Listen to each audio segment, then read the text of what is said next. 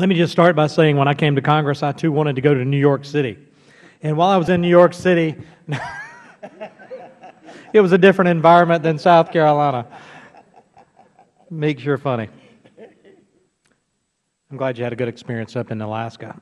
Beautiful part of the world, as Chairman Young will say. Chairman Young sitting there. But today we meet to examine the enormous potential of the Arctic, a region that's too often overlooked and misunderstood. Lands and ocean above the Arctic Circle are home to oil, minerals, and other natural resources.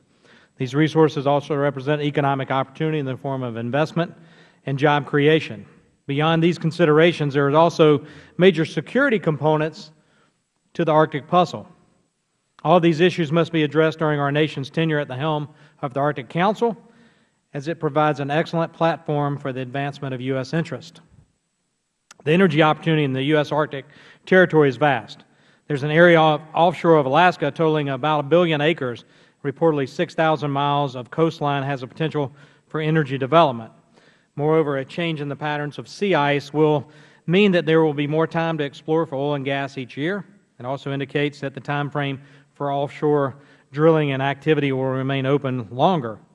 A 2008 geological survey appraisal of undiscovered oil and gas resources state that the extensive Arctic continental shelves may constitute geographically largest unexplored area for petroleum on the Earth. Further studies propose that 30% of the planet's undiscovered natural gas and possibly 13% of undiscovered oil are in the region. Developing these energy stores and other mineral resources in the North will also generate economic progress in the form of investment and jobs. Currently, there's an absence of adequate infrastructure for proper development. Many of the natural resources are far from existing storage facilities, pipelines, and shipping lanes, so construction of better infrastructure will represent yet another economic opportunity. In terms of security, the Arctic presents a unique set of challenges. Traditional concerns exist, such as the ability to monitor geopolitical rivals operating in the same area. Both Russia and China are active in the north, and an increased U.S. presence is necessary to demonstrate that we're not falling behind. Russia has shown a commitment to establishing a strong presence in the far north, beginning construction on bases on Alexandra and Kolteni Islands. Though these installations are mostly suited for limited operational capacity and surveillance, the intention is very clear: to project power and stake claims in the Arctic.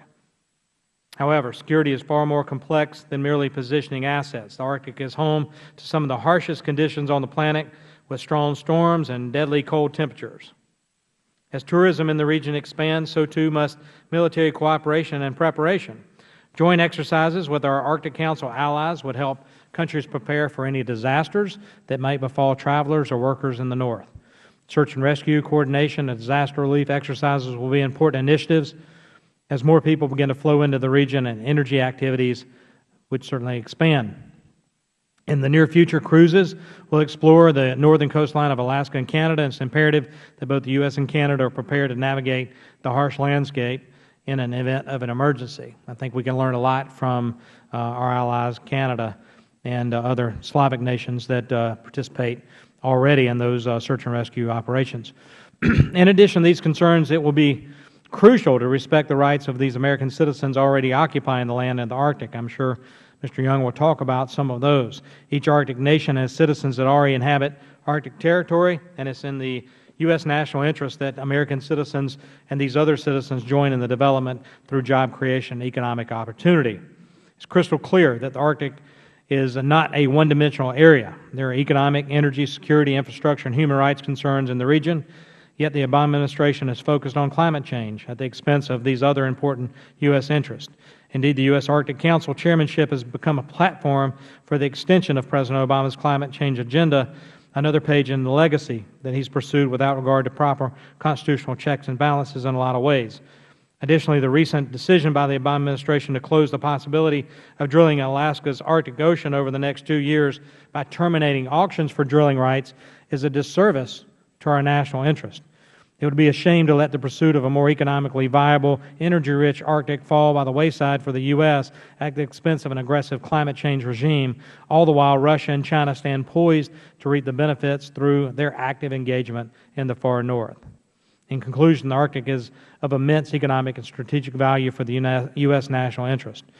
We need to make sure that we're using the platform of the chairmanship of the Arctic Council and our own tools of power to advance U.S. national interest, support our allies and friends with similar interest in the common area.